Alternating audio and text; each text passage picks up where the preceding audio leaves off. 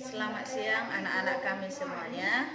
Sekarang kita melanjutkan materi kita, yaitu tentang perkembangbiakan generatif pada tumbuhan Angiospermae.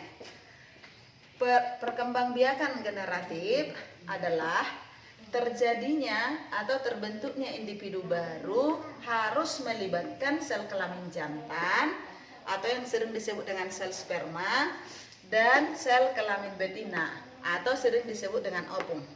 Pertemuan sel kelamin jantan dan sel kelamin betina disebut juga dengan penyerbukan atau polinasi atau pembuahan dan atau fertilisasi. Yang pertama, pembuahan pada tumbuhan Angiospermae. Tumbuhan Angiospermae bahasa Indonesianya adalah tumbuhan biji tertutup.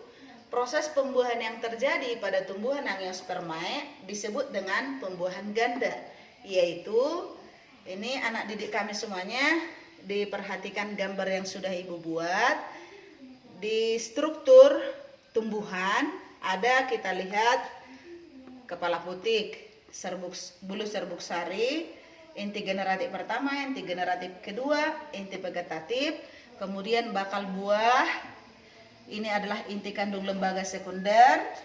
Semuanya ini disebut dengan bakal biji, dan di dalam bakal biji itu terdapat sel telur. Bagaimana proses terjadinya pembuahan ganda? Yaitu setelah serbuk sari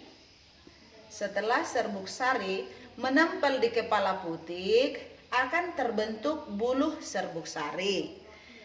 Kemudian buluh serbuk sari ini membentuk dua inti generatif, yaitu inti generatif pertama dan inti generatif kedua. Inti generatif pertama ini sering disebut dengan jantan. Inti generatif kedua juga jantan atau sel sperma. Yang ketiga, di dalam bulu serbuk sari itu terdapat juga inti vegetatif.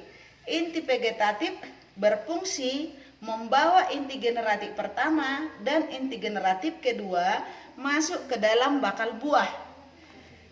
Di dalam bakal buah terdapat tadi inti kandung lembaga sekunder. Inti generatif pertama bertemu dengan inti kandung lembaga sekunder, ini akan menghasilkan bertemu dengan inti generatif pertama menghasilkan endosperma. Sedangkan inti generatif kedua bertemu dengan sel telur. Inti generatif kedua bertemu dengan sel telur akan membentuk zigot.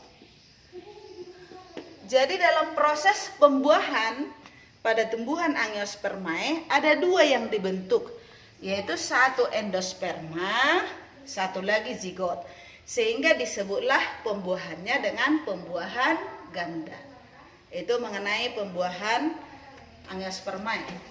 Selanjutnya, berdasarkan asal serbuk sari, penyerbukan dibagi atas 4, yaitu 1 penyerbukan sendiri, kedua penyerbukan tetangga, yang ketiga penyerbukan silang, keempat penyerbukan bastar.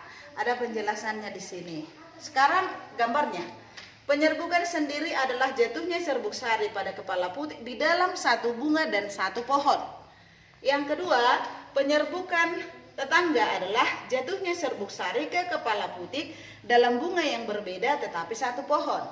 Yang ketiga, penyerbukan silang adalah jatuhnya serbuk sari ke kepala putik dalam pohon yang berbeda, bunga yang berbeda tetapi satu jenis. Ini ada jeruk manis, pohon A, pohon B, jeruk manis juga. Yang terakhir, yang keempat, penyerbukan bastar, yaitu jatuhnya serbuk sari ke kepala putik dalam bunga yang berbeda, pohon yang berbeda, dan variasi yang berbeda. Contoh, pohon A jeruk manis, pohon B jeruk purut. Yang terakhir, penyebaran biji. Penyebaran biji itu dibantu oleh bagian A, anemokori, maksudnya dibantu oleh angin. B, hidrokori, dibantu oleh air. C, zookori, dibantu oleh hewan. Hewan yang bisa membantu penyebaran biji antara lain entomokori, yaitu serangga, kiropterokori, yaitu kelelawar, ornitokori yaitu burung, dan yang terakhir momokori yaitu luwak. Ini khusus dalam proses penyebaran biji kopi. Yang bagian D yaitu antropokori adalah penyebaran biji yang dibantu oleh manusia. Sekian materi kita pada minggu ini. Nanti akan Ibu buat tugas, akan Ibu fotokan. Anak-anak kami silakan mengerjakan. Sekian dan terima kasih.